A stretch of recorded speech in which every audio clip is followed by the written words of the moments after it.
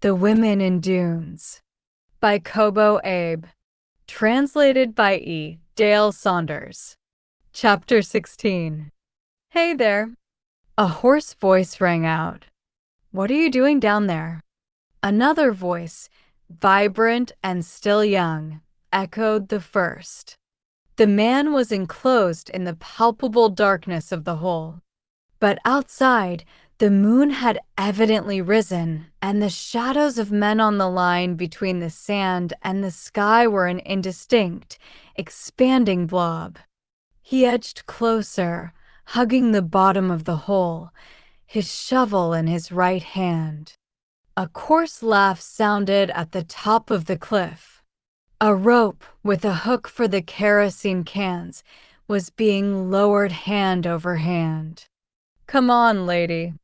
Get a move on. At that very instant, the man sprang toward the rope, kicking up the sand as he ran. Hey there. Pull her up. He shouted as loud as he could, clinging to the taut rope with a grip that would have sunk his fingers into stone. Pull her up. Pull her up. I won't let go until you do. I've tied the woman up in the house. If you want to help her, hoist the rope right away. I won't let you get to the woman until you do. And if you happen to come down here, I'll split your brains open with this shovel. Just take me to court and see who'll win. Do you really expect me to make allowances for you? What are you fussing around for? If you haul me right up, I'll withdraw my complaint and overlook the whole thing. Illegal detention is no light crime. What's the matter? Get a move on and pull me up. The sand that poured down struck his face. A cold, clammy feeling was rapidly spreading from his collar into his shirt. His hot breath burned his lips. Above, it seemed they had begun some sort of discussion. Suddenly, there was a strong pull, and they began to haul the rope up. His inert weight, heavier than he had expected, ripped the rope through his fingers. He clung on with redoubled strength. A violent spasm like laughter convulsed his stomach. It was as if the week's nightmare had broken into pieces and flown asunder.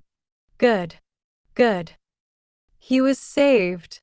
Suddenly, he was weightless and floating in space. A feeling of nausea, as though he were seasick, passed through his body, and the rope which until then had wrenched at his arms lay passive in his hands. The gang above had let go. He made a backward somersault and was thrown out on the sand. Under him, his insect box gave out an unpleasant sound, and something grazed his cheek, apparently the hook at the end of the rope. The bastards! Fortunately, he was uninjured. When he inspected his side, where he had struck the insect box, he found there was no particular place that hurt. He jumped up at once, looking around for the rope. It had already been drawn up. Stupid fools! He shouted brokenly in a hoarse voice. Stupid fools! You're the ones who are going to be sorry in the end. There was no response. Only a silent murmuring drifted over him like smoke. It annoyed him more and more, for he was unable to decide whether it was a hostile sound or whether they were merely stifling their laughter. His anger and humiliation were a hard core of iron inside him. He continued to shout, sinking his nails into his sweaty palms. Don't you understand me? I didn't think you would if I just told you in words. Didn't I make myself clear by what I did? Didn't I tell you I've tied the woman up? You'd better haul me up right away. The woman stays the way she is until you hand over the rope ladder. There's nobody to clear away the sand. Is that all right with you? Think it over. You're going to be the ones in trouble if we're buried by the sand. If the sand gets over here, it will gradually force its way through the whole village. What's wrong? Why don't you answer? In place of an answer, the men had simply left in a disappointingly offhand way, leaving behind them only the sound of their trailing baskets. Why? Why do you go off like that without saying a word? He cried out weakly, but the sound of his voice was audible only to himself. Trembling, he bent over and gathered up the contents of his collecting box. It looked as if there was a crack in his alcohol container, and the instant his hand touched it, a fresh coolness spread between his fingers. He sobbed in a stifled voice. But he was not particularly sad. He felt quite as if someone else were crying. The sand clung to him like some crafty animal. Then, feeling his way with difficulty, he tottered in the dark to the doorway and went into the house. He gently placed his unhinged collecting box by the side of the sunken fireplace. The sound of a roaring wind filled the air. He took out the plastic-wrapped matches from the empty can in the corner of the fireplace and lit the lamp. The woman's position had not changed. She had only shifted the angle of her body down a little. She turned her face slightly in the direction of the door, perhaps with the intention of checking on the situation outside, blinked an instant at the light, but at once closed her eyes tightly again. He wondered just how she would take the cold-blooded treatment he had received. If she wanted to cry, let her cry. If she wanted to laugh, let her laugh. It was not yet a foregone conclusion that he had lost the game. In any case, he was the one who held the fuse to the time bomb. He knelt down on one knee behind the woman. He hesitated an instant and then released the gag and tore it off. He did not feel particularly guilty. He had not the slightest feeling of pity or compassion. He was simply worn out. He could not stand any more strain. Furthermore, when he thought about it, the gag had not been necessary from the first. If the woman had cried out for help at that time, she would have thrown him into a panic and would perhaps have hastened the outcome of the matter. She thrust out her jaw, panting. The towel was as heavy as a dead rat with her saliva and foul breath. It had bitten into her flesh, leaving freckled spots, which did not seem about to go away. The stiffness in her cheeks, which had become like the skin of dried fish, began to relax as she repeatedly moved her lower jaw. "You'll soon be all right," he said, picking up the towel by the tips of his fingers and throwing it toward the earthen floor. "It's about time for them to have come to some decision. They'll certainly bring the rope ladder pretty fast now. They're the ones that are going to be in trouble if they let things go on as they are. And that's the truth. There was no need at all for them to go to the trouble of trapping me if they didn't have to." The woman swallowed her sour spittle and moistened her lips. But her tongue did not seem to have regained its functioning. She spoke in a muffled voice, as if she were holding an egg in her mouth. "Have the stars come out?" "The stars? Why the stars?" "Well, it's just that if the stars aren't out." "What do you mean, if they're not out?" But she was exhausted with this much talk and again sank into silence. "What's wrong? You can't stop in the middle of what you started to say. Are you going to tell my horoscope or something? Or is it a superstition in this part of the country? I suppose they don't let the rope ladder down on starless nights. What about it? Eh? I can't understand you if you don't say anything. If you want to wait until the stars come out, it's up to you. But while you do, if a strong wind comes up while you're waiting, the last thing you'll think of is stars. If the stars don't come out by this time, she said in a voice that sounded as if it had been squeezed out of a worn-out tube, there won't be a very strong wind. Why? If you can't see the stars, it's because there's mist. What do you mean by saying such a thing when the wind is blowing as hard as it is? No, that's the rush of the wind way up above. He thought about this.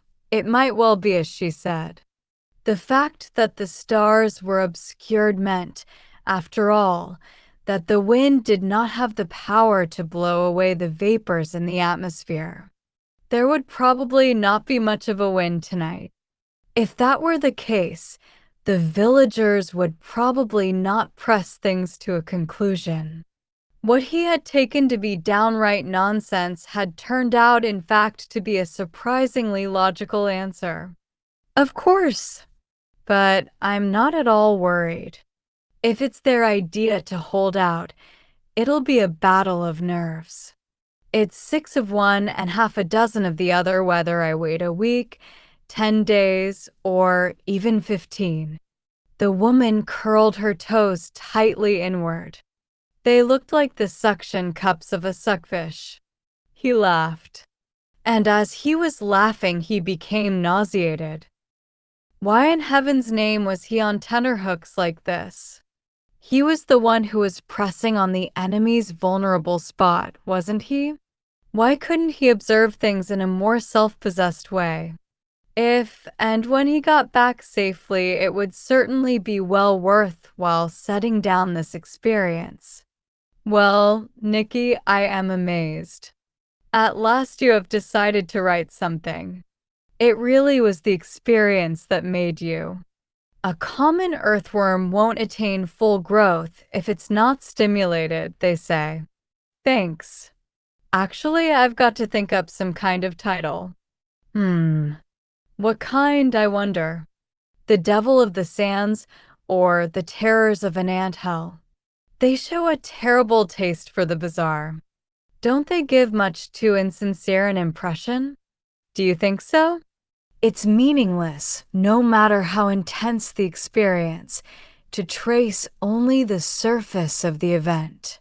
The heroes of this tragedy are the local boys, and if you don't give some hint of the solution by describing them, your rare experience will be lost. Phew. What is it? Are they cleaning the sewers somewhere? Or maybe it's some special chemical reaction between the garlic smell in your mouth and the antiseptic solution they're using to scrub the corridor. What? No, take it easy. No matter how I try to write, I'm not fit to be a writer. This unbecoming humility again. There's no need for you to think of writers as something special. If you write, you're a writer, aren't you? Well, it's generally considered that teachers are prone to write indiscriminately. But professionally, they're pretty close to writers. Is that what they call creative education? In spite of the fact that they haven't even made a pencil box by themselves? A pencil box. How impressive. Isn't it good to be made to realize what sort of person one is? Thanks to this education, I have to experience a new sensation in order to appreciate new pain. There's hope. But one is not responsible for whether the hope materializes or not.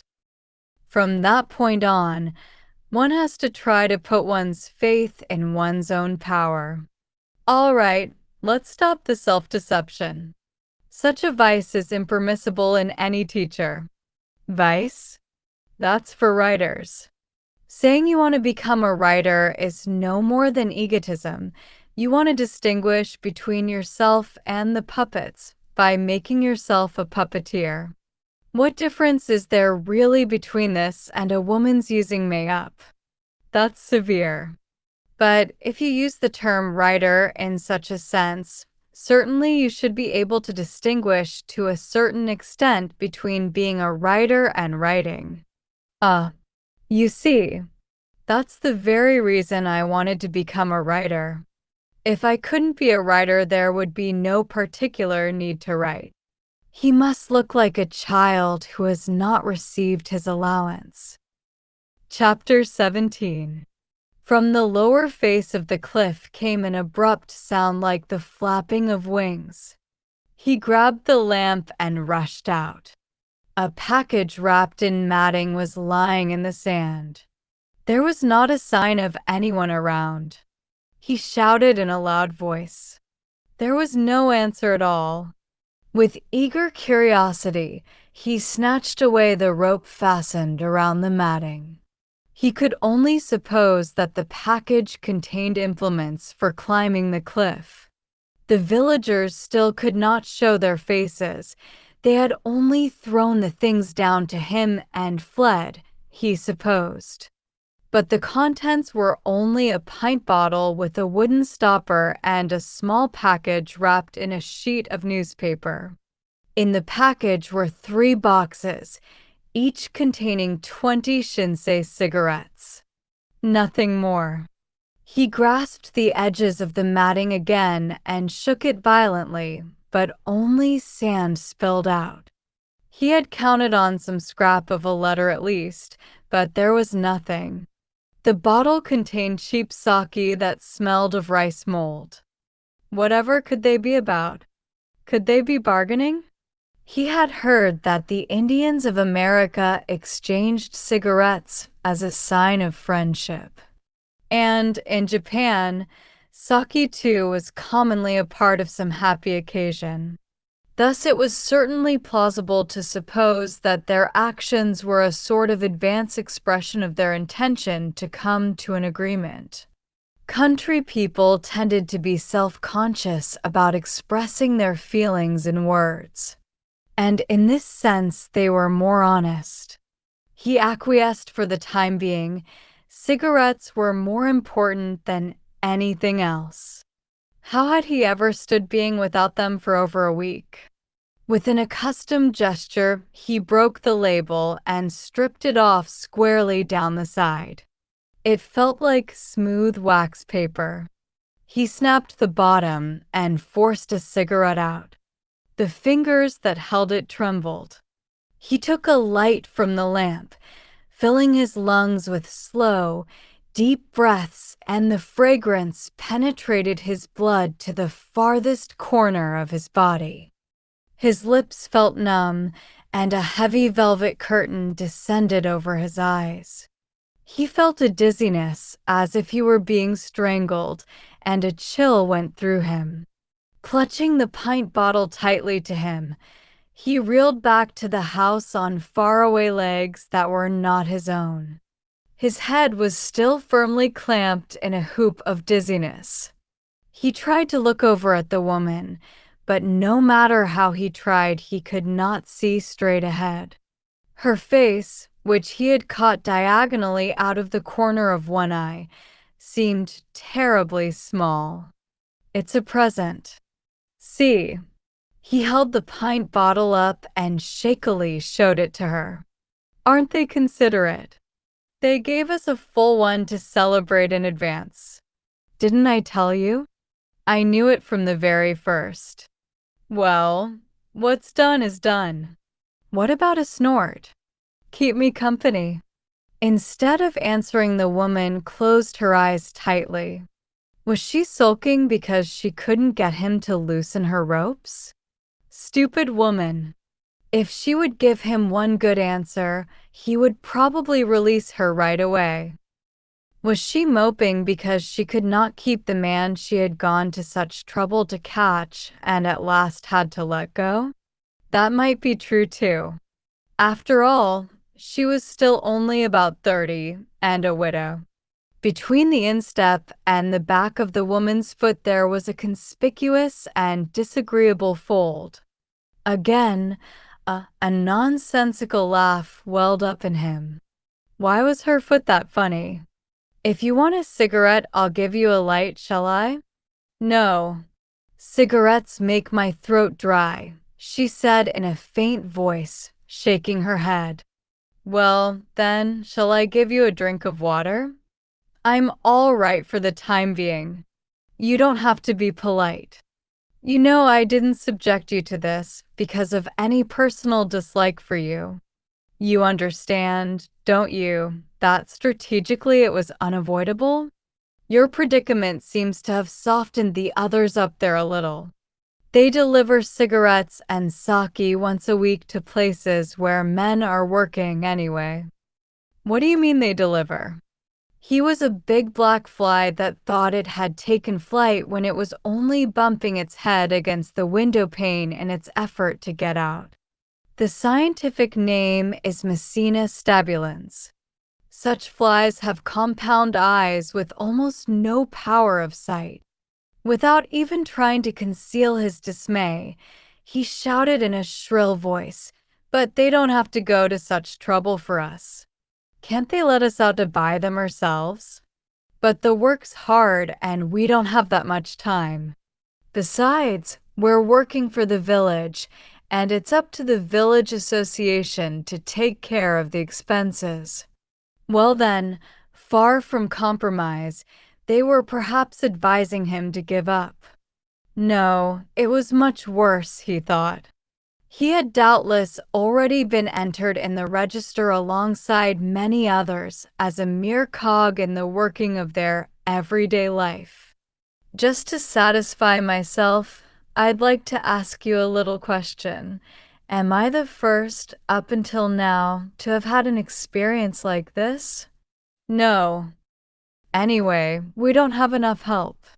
The ones who can work, like property owners, poor people, anybody, leave the village one after the other. Anyway, it's a poor village. All there is sand. Then what's to become of it? He said in a quiet voice that had taken on the protective coloring of sand. There's somebody else you caught besides me, isn't there? Yes, there is. It must have been in early autumn last year, I think. The postcard dealer. The postcard dealer? The salesman or something from a company that makes postcards and other things for tourists came to visit the head of the local union. He told us that if we really advertised the beautiful scenery to people in the cities. And you caught him? A house on the same side as mine was having trouble with help at the time. Well, what happened then? They say he died soon afterward. I understand he wasn't very strong to start with. Besides, it happened to be the typhoon season, and the work was extra hard. Why didn't he escape right away? The woman did not answer. Perhaps it was so self-evident that there was no need to. He hadn't escaped because he couldn't. That was probably all there was to it. Anyone else? Yes. Sometime after the beginning of the year, let me see, there was a student going around selling books or something. A peddler. They were thin books, I remember, about 10 yen, and they were against something. A back to the land student. You know, they used to go around the countryside whipping up support for their anti-American campaigns. Did you catch him too? He must still be at my neighbor's, 3 houses down. And of course they took away the rope ladder. The younger ones don't settle down very well. That's why. I suppose it's because in town the pay is good, and then the movies and restaurants and stores are open every day. But hasn't a single one succeeded in escaping from here yet? Well, yes. There was a young fellow who went to town and got into bad company. He was pretty big with his knife. It even came out in the papers. And then after he finished his time, they brought him back. And now I think he's living quietly with his parents. I'm not asking about such people. I'm asking about those who don't come back once they've escaped. It was a long time ago, but there was a whole family that managed to get out during the night, I remember. The house was vacant for a long time and got to be dangerous and beyond repair. It's really dangerous. If any one place along the dunes gives way, then it's like a dike with a hole in it. You mean there was nobody after that? No, not a one, I think. Absurd. The blood vessels under his ears swelled, and his throat tightened. The woman suddenly doubled up like a wasp laying eggs. What's wrong? Are you in pain? Yes. Oh, these things hurt. He felt the back of her hands, which had become discolored. He slipped his fingers through the cords that bound her and felt her pulse. You feel that, don't you? The pulse is strong. It doesn't seem to be serious. Sorry, but I'd like to have you tell your complaints to the ones in the village who are responsible for this. I'm sorry to bother you, but would you just scratch the place on my neck behind my ear? Taken by surprise, he could not refuse. There was a thick layer of perspiration like melted butter between her skin and the layer of sand. It felt as though he had put his nails on a peach. I'm really sorry, but honestly, there hasn't been a single person to get out yet. Suddenly, the outline of the doorway became a faint, colorless line and floated away. It was the moon, a fragment of wan light like the wings of an ant. As his eyes became accustomed to it, the whole bottom of the sand bowl turned into a lustrous liquid that had the texture of new foliage. All right then. I'll be the first to get out. Chapter 18. It was hard to wait. Time was folded in endless, deep bellows-like pleats. If he did not pause at each fold, he could not go ahead. And in every fold there were all kind of suspicions, each clutching its own weapon. It took a terrible effort to go ahead, disputing or ignoring these doubts or casting them aside. Finally, after he had waited the whole night through, dawn came. The morning, pressing its face, like the belly of a snail, against the window pane, was laughing at him. Excuse me, but may I have some water? He must have fallen into a light sleep. His shirt and his trousers down to the backs of his knees were soaked with perspiration. The sand, clinging to the perspiration, was like a soggy wheat cake in texture and color. Since he had forgotten to cover his face, his nose and mouth were as dry as a winter paddy field. I'm sorry, but please, can I? The woman's whole body trembled under a cover of hardened sand, and she emitted a dry sound as if she had a fever. Her suffering was transmitted directly to him as if they had been connected by electric wires. He took the plastic cover off the kettle and jammed the spout into his mouth. He tried rinsing with the first mouthful, but it was impossible to clear his mouth with so little water.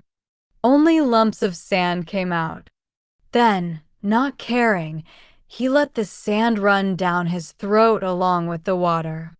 It was as if he were drinking pebbles. The water he drank poured out at once in perspiration. The skin on his back, around his chest, and on his sides down to his hips pained him as though a thin layer of it had been stripped away. Almost apologetically, he pressed the spout of the kettle to the woman's lips. She took it between her teeth and, without rinsing her mouth, gulped the water down, cooing like a pigeon. 3 good swallows, and the kettle was empty. For the first time, an unforgiving, reproachful look appeared in her eyes as she stared fixedly at him from beneath her swollen eyelids. The empty kettle felt light, as if it were made of folded paper. The man stepped down on the earthen floor, dusting the sand from his body in an attempt to relieve the disagreeable feeling. Should he try to wipe the woman's face with a wet towel? That would make more sense than to let the perspiration go on running down until she was soaked. They say the level of civilization is proportionate to the degree of cleanliness of the skin. Assuming that man has a soul, it must, in all likelihood, be housed in the skin. These musings on water led him to realize that dirty skin had thousands and thousands of suction cups. Skin was coolly transparent, like ice, a soft, down-like bandage for the soul. If he waited an instant longer, the skin of his whole body would rot away and peel off. He looked into the water jar and let out a cry of dismay. My God, do you realize it's empty? It's completely empty. He thrust his arm into the jar and stirred around. The dark sand which clung to the bottom scarcely stained his fingertips. Under his disappointed skin, 1,000 wounded centipedes began to struggle. The bastards forgot to deliver water. I even wonder if they intend bringing any more. He knew very well that he had said this just to console himself. The three-wheeled truck always finished its last job and went back a little before daybreak. He realized what the rascals were up to. They were probably trying to make him howl by cutting off the water supply when there was none left. He thought it over and realized that they were the kind who would have let him go on, knowing full well how dangerous it was to cut away the cliff from the bottom. Definitely, they had little sympathy for him. Certainly, they would never let a person get back alive who knew this much of their secret, and if that were the case, they probably intended going all the way. He stood in the doorway and looked up at the sky. At last he could distinguish the red tints of the morning sun. Small fleecy clouds, not patterns that promised rain. It seemed that with each breath he exhaled, his body lost more moisture. What in God's name do they think they're doing? Do they want to kill me? The woman continued to tremble as usual. Perhaps it was because she knew all about what was happening. After all, she was an accomplice who had assumed the stance of an aggrieved party. Let her suffer. It was fitting retribution for her to suffer like this. But it would serve no purpose if he didn't let the villagers know of her suffering. And there was no assurance that they would know about it. He knew very well that, far from taking pity on her, they would sacrifice the woman without compunction if the need arose. Perhaps that was the reason she was frightened. He was like an animal who finally sees that the crack in the fence it was trying to escape through is in reality merely the entrance to its cage, like a fish who at last realizes, after bumping its nose numberless times, that the glass of the goldfish bowl is a wall. For a second time he was flung down with no defense. Now the other side held the arms. But he must not be frightened. When a castaway collapses from hunger and thirst, it is a fear of physical want rather than a real want, they say. Defeat begins with the fear that one has lost. Perspiration dripped from the tip of his nose. If he was worrying about how many cubic centimeters of moisture he was losing with every drop, he had already fallen into the enemy's trap. It would be interesting to speculate just how long it would take for a glass of water to evaporate. Unnecessary fussing would not make time go faster. How about it? Shall I loosen the ropes? The woman held her breath suspiciously. I don't care if you don't want me to. If you want me to, I'll loosen them. But there's one condition. Don't take up the shovel under any circumstances without my permission. How about it? Will you promise me that? Oh, please. The woman, who had been like a patient dog, began begging with the abruptness of an umbrella turned inside out by a sudden gust of wind. "I'll promise you anything. Please. Oh, please." The ropes had left black and blue marks, on the surface of which was a whitish, sodden film. She lay as she was, with her face up, rubbing her ankles together. Then, grasping her wrists, she began to loosen the cords one by one. She ground her teeth together, trying not to cry out, and perspiration broke out in spots on her face. Gradually, she turned her body and, lifting her buttocks, got up on all fours. Last of all, with much effort, she lifted her head. For some time, she swayed back and forth in the same position. The man sat quietly on the ramp around the raised portion of the floor. He forced out some saliva and swallowed it. He repeated the action, and the saliva became glutinous like paste and stuck in his throat. Of course, he did not feel like sleeping, but his fatigued senses had become like wet paper. The landscape floated before him in dirty patches and lines. It was really a picture puzzle landscape.